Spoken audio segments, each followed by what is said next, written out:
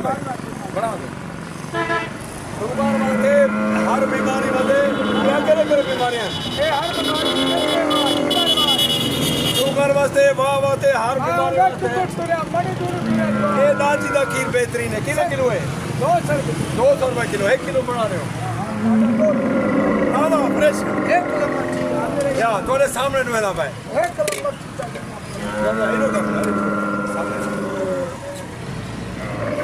काला खीर दाची दा वीडियो मैं होता कर ताकत हो गई हैं ताकत हो गई इधर करे मेरा भाई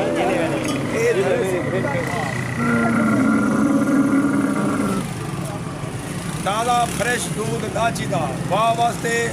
शुगर वास्ते मुतअद्दिद बीमारी वास्ते मुफीद दो ही नहीं मगरब चाहिए चाची ने पूछ किया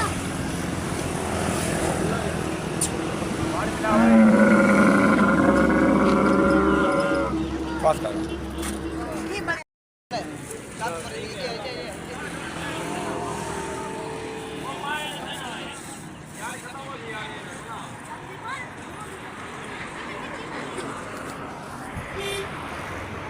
किलो पूरा करी जदा झाक छा घटावी ओके ओके ओके ओके